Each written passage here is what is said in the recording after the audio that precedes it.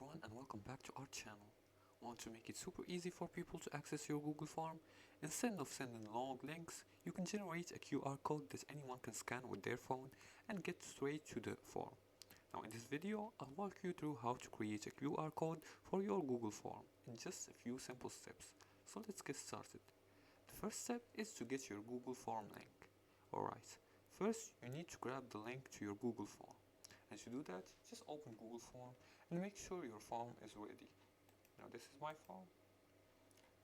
Now I'm gonna click on share. As you can see here, I'm gonna change the anyone with the link, like here, and I'm gonna copy the responder link.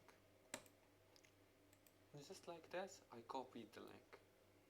Now after I copy the link, the second step is to generate a QR code.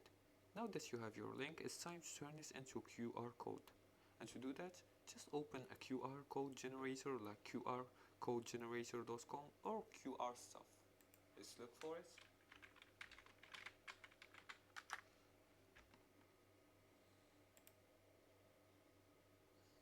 And here, you can log in using your accounts or sign up. I'm just gonna try the other one. QR code generator. You can use also this website.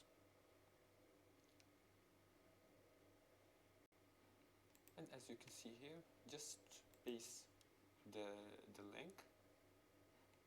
And here you're gonna see the QR code. It's displayed here. You can download it. Make sure you sign in with your Google account so you can download the QR code. Now after you generate and watch your code appear instantly, download the QR code as I did and save it to your computer. The third step is to use the QR code. Now let's put the QR code to work. Print this on a flyer, business cards or posters if you're sharing this in person.